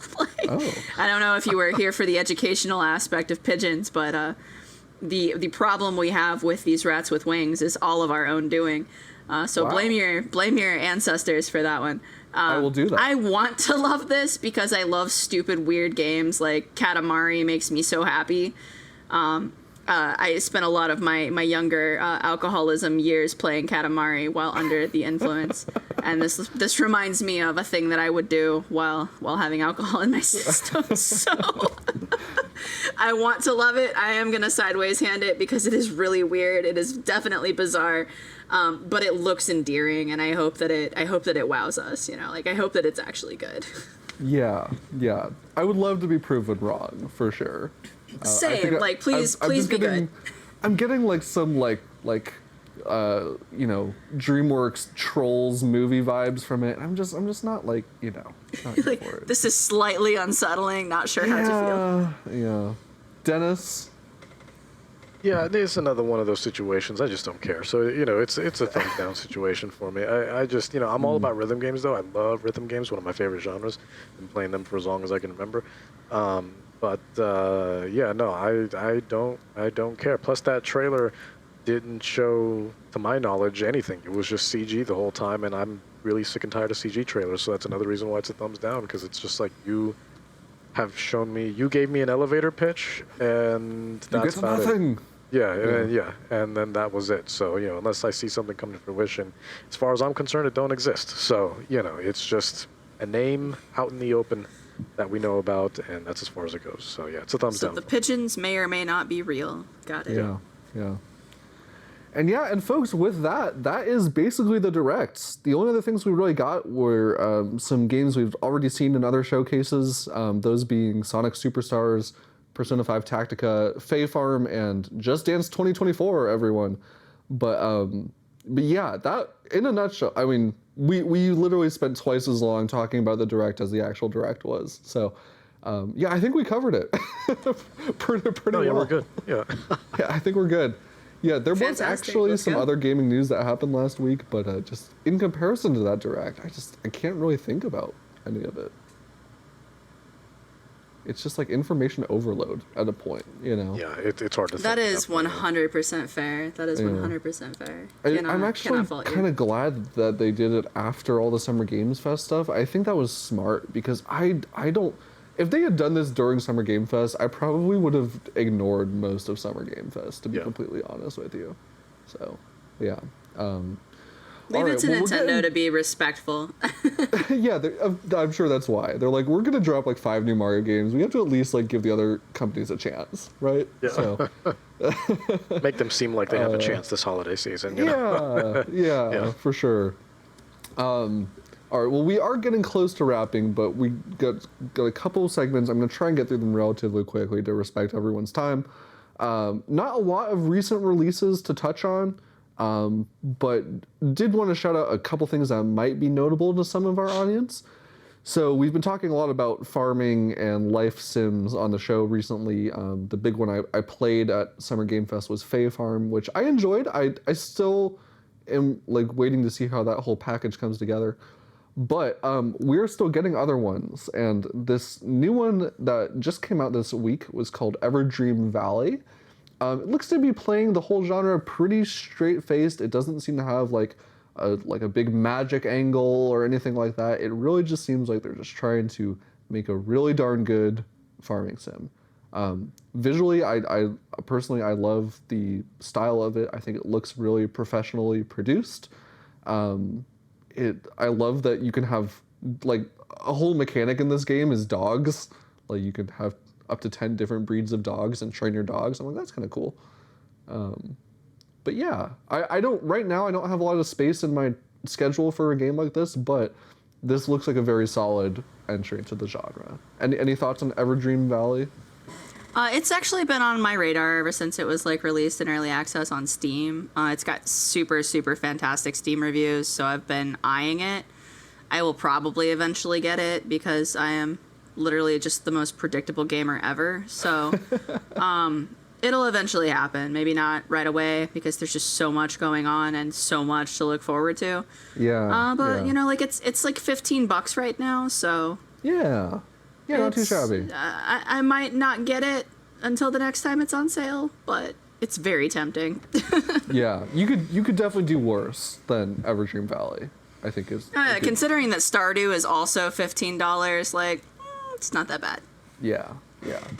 So yeah, that is out now. We also got this is I guess a franchise I didn't realize, but it is a kind of builder/management style game. It's called Railway Empire. This is Railway Empire 2, the Nintendo Switch edition specifically, in case you had any doubts about which platform you were playing on. Yeah, kind of the unique shtick about this one is that like you are building cities and stuff kind of in the early 1800s, but your main mechanism of doing that is by connecting things via rail and building industries via railways. And you're getting different types of old-fashioned locomotives and, you're choosing how you want to run your railway company and making some strategic decisions. And I think it's a really interesting idea. I don't typically play a lot of these games, but I really like the concept behind this. I like how it's melding city building with strategy and just a really different setting than what we normally get. Yeah, it's not. Again, I know we've moved past the segment, but that's gonna be a thumbs down from me, Nick. This might be our new podcast evaluation system going forward. Yeah. I'm thinking. Yeah.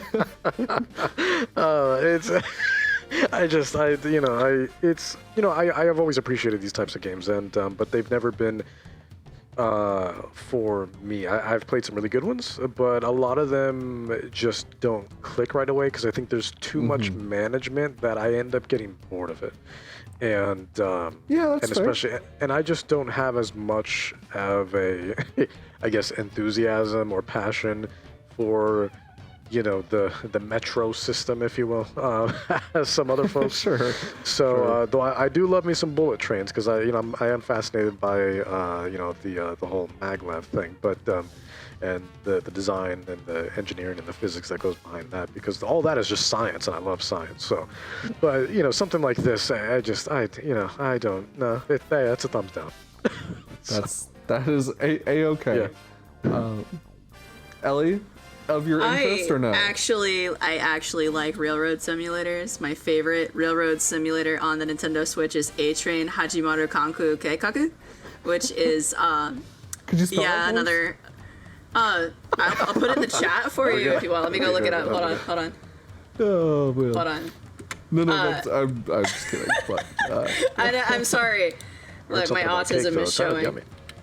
no, you're like, yeah. Where can I order that? This is you could probably. I got it from PlayAsia, so that's where I get all my imports, my English imports and things like that are from PlayAsia. Love them.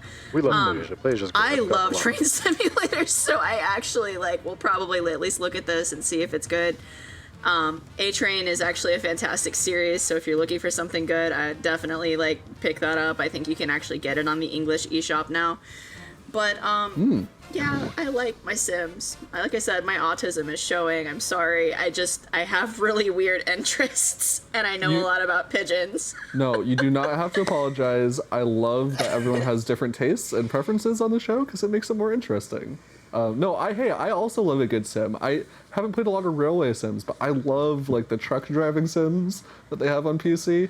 I could play those. Oh my gosh, some of those are so terrible that they're good. So yeah, I agree with you. yeah. I guess this next one is kind of in a similar camp in that it's also kind of a builder game, but it's also kind of an RPG. It's called Valtherian Arc Hero School Story 2. This is also a franchise that I was not previously aware of. But yeah, the cool thing about this one, I love the premise of it, is you're building a kind of magical academy for future budding young adventurers. And you are building this school, but you are also kind of simulating the roster of the students, I guess. You can take them out into turn-based combat. There's a whole story. I guess the story takes place over 10 years. So it looks really you get to build the school. You get to select your students and put them through different. I played the first one and it was good. But every aspect of this is something that you can tailor and customize. So you get to choose your party, who to send out on missions if you want to, or what to really do with each individual student to develop them while you're developing your school. So it's very management-esque in every possible facet. Kind of reminds me of if Fire Emblem 3 Houses were a simulator just entirely. This is what it would be like. That sounds really cool, actually. It's the second one I hope is really, really good because it looks like they have improved upon all the various systems and things like that. I had gripes because the graphics weren't super good for the first one. The combat was kind of sluggish type thing. But if they've improved that at all, I 100% will thumbs up this because it looks really, really good. It's on my list of things to eventually get to. And I will 100% buy this. It's gonna happen. Sweet. You love to hear it.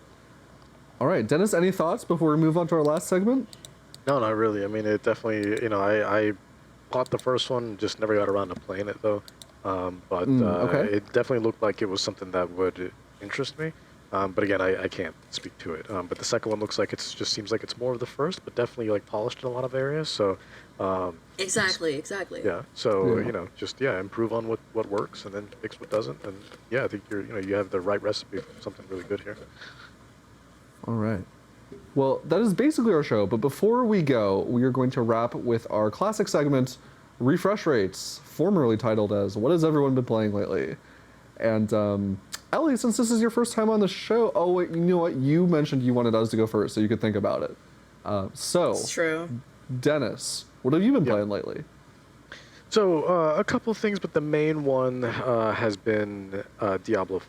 Diablo 4, I think, came out just a few weeks ago, and I haven't put as many hours as I would have liked into it, but yeah, I've been playing that a little bit, played a little bit with my girlfriend, then played a little bit with some friends, and it's been a really, really fun time. It's everything you know and love about Diablo, but yeah, definitely refined and polished in such a substantial way that it is, Diablo 3 did a lot of things right and did a lot of things great, and it was a fantastic game, but you don't realize how much of a jump it is until you play Diablo 4 and you go, oh wow, no, this is absolutely incredible.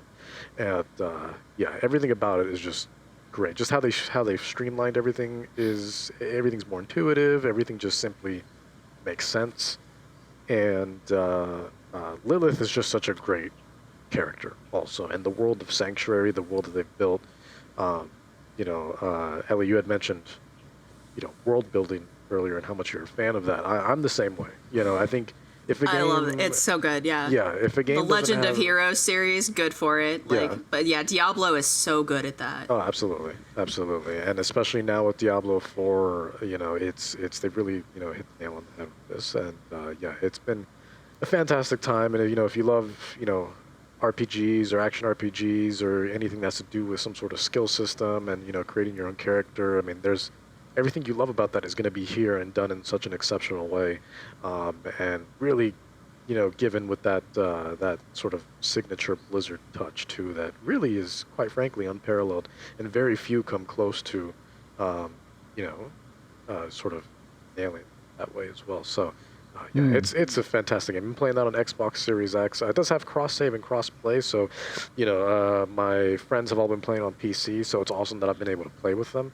And since it has cross save, I was thinking about picking it up on PC as well, double dipping that way. That way I can just sort of jump back and forth at my leisure. Have it if I want to play it on the big screen, get it on the Xbox, and then if I want to just sort of relax on my laptop, I can play it there as well. So yeah, it's a fantastic game.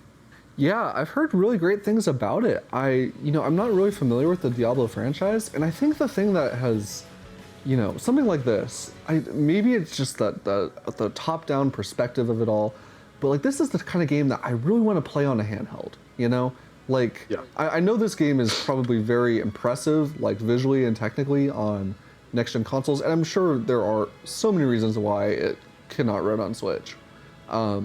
But even I don't know, I wish it was at least on Steam so I could play it on my Steam Deck without having to jump through hoops. You can if you sideload Windows. There are ways. There are ways. I have Windows on my Steam Deck, but even still, I've had issues with stuff in the past, and so it's. All right, mail it to me, and I'll fix it, and I'll mail it back. All right, I might hit you up on that. But yeah, it looks good. I've never really dug into this franchise too much, so I don't really know what to expect other than just a very meaty experience. But the first one I played was 2 back in high school, and that was like the whole school played. So it was you could not escape Diablo 2 in my generation. No, yeah. Yeah. It's a movement, really. Some might call it. It really is. Well, very cool. I'm glad you've been enjoying that. For my part, as I mentioned earlier in the show, have not really had as much time lately as I would like to play a lot of games. Last week I mentioned Dead Island 2, which I am still kind of jumping in and out of a little bit, and really enjoying that. But the game I really want to talk about this week is an indie game called Road 96 that came out a couple years ago. I played this one. It is available on Switch. I played through Game Pass because I wanted to take advantage of that before it leaves there. But yeah, Road 96 it's an interesting game. It's definitely not perfect, but it's got some cool ideas. So the whole premise is, be warned, this is a very political game, so if that's not really your thing, you may want to stay away from it. I personally enjoy it when it's done well. But the general premise is you are in a fictional kind of totalitarian country called Petria, which is not a very good place to live for reasons that aren't really fully explained, but basically there's a lot of political turmoil, and it's kind of run by this dictator, and you're not allowed to leave. And while you're playing this game, you actually play the role of 7 different teenagers who are trying to get to the border of Petria and trying to cross it. And the story in Road 96 plays out non-linearly. So there is a set story, but which scenes you encounter, you play as the first teenager, for example. You might cross the border and find a way to do that, or you might pass out from exhaustion on the way there, or you might get killed by someone you try and hitchhike from. And then that will end that character's story, but then you pick it back up as a totally different character, and you will run into other characters that you've met in your other playthroughs, and you'll learn more about them as you kind of go through, and you can like make certain choices. Like for example, like you can choose to leave some money behind a rock so that when you come through and play as another character, you can take advantage of that. So it does some really interesting things with its story progression that I just really haven't seen in another game. So I think if that is interesting to you, like different ways to tell stories in games, I really think it's worth checking out. The caveat I'll give is that there's not a lot of nuance, I would say, to its storytelling. Like it definitely, like for a game that is approaching very, very serious like themes, it doesn't really always take itself super seriously. Some of the characters and dialogue like didn't really land for me, I think, in the way the developers wanted to. It kind of paints a very like black and white picture of morality. So it's not the deepest like political like story in the world, but I think it's an interesting experiment, and I would recommend it to fans of Telltale style games, I guess. Yeah, I liked it a lot. I played it on because it might still be there. I think it's. Did you play it through Game Pass or did you buy it like elsewhere? Yeah, I played it through Game Pass because I saw it was leaving, and I was like, well, I'm not sure if I want to buy it, but yeah. Yeah, I played it a couple months back via Game Pass as well, and I thought it was. I mean, I agree with everything you said. I thought it was really, really good. I did end up beating it. I went through every story that I could. And I can't remember if I got all the achievements or not. I tried to anyways. I can't remember if I did. But yeah, no, it definitely does things in a very interesting fashion. And it's like you said, it's how it weaves all the different characters is very unique. But yeah, the story could have been told in a more robust way because it was very, black and white, like you said, and a little too, I think, literal. A little too on the nose, maybe. Yeah. Exactly. I wonder what country they're talking about. Right. Who could guess? Yeah. But yeah, so that's what I've been digging into lately. Yeah, and there's a prequel which I'm curious about. The prequel has some like rhythm game elements to it and skating apparently. So. Well, that's wild. That's kind of wild for something like that. I've heard only good things about this game, so. Yeah. I might have to check out the prequel and see what that is trying to do, but we'll see.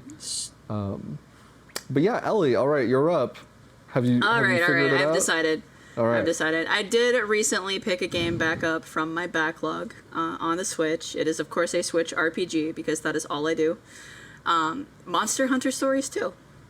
I got my partner to start playing the game, and basically, like, when he caught up to where I was, I picked it back up. We beat the regular story mode, and we've been grinding, like, end-game stuff. So, ever since the game came out, they've been, like, kind of giving a little bit of DLC here, and I don't know, like, have you guys played a bunch of the Monster Hunter games? Because those are definitely a addiction for me.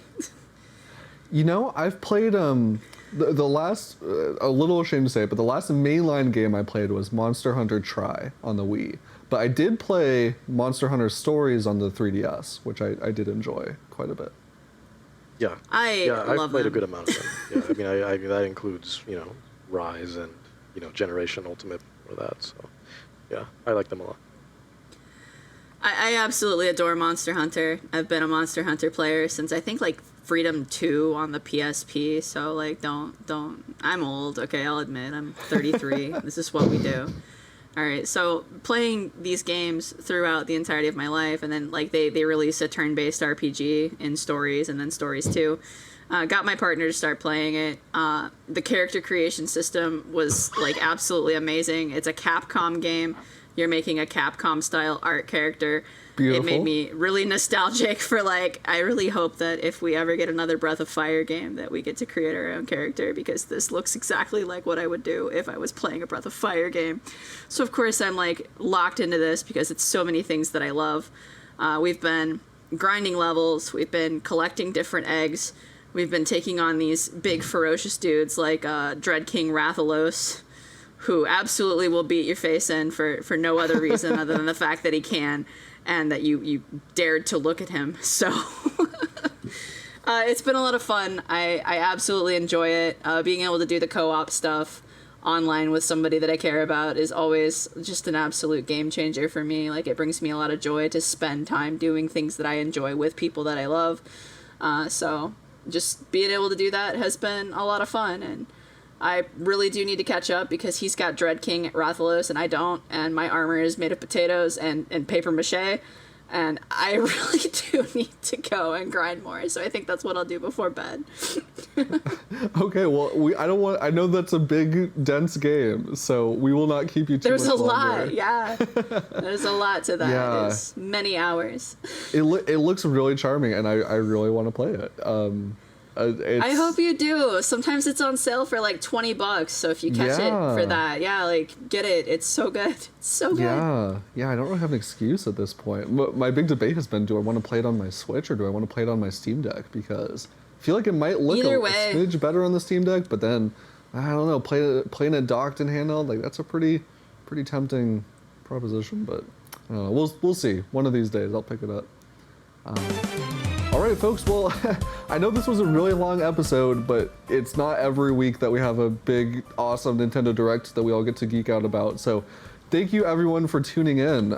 This has been episode 58 of Nintendo Everything Refresh. And Ellie, it was really great to have you on the show. I'm really excited that I'm excited that I finally got to be here. But I've tried a couple times, and then usually it's like system issues. So thanks for having me. I appreciate that. Of course, and you are welcome back anytime. And yeah, I'm amazed. You know, sometimes I'm like, I can't believe we've done so many episodes already and gotten to meet so many of the site's staff this way. You know, coming in relatively new to the site and the industry at large and getting to chat with everyone has been really cool. So yeah, if you like the show, please spread the word. We are always trying to get more people listening to us nerd out about stuff all the time. We're on pretty much every podcast platform, and we also have a video version up on YouTube and Spotify. So wherever you're listening, please spread the word and give us a review if you enjoy the show or not. We want to hear either way. Hopefully you like the show, because it's been 2 hours, and I would be a little concerned if you listened to this whole thing and didn't like it.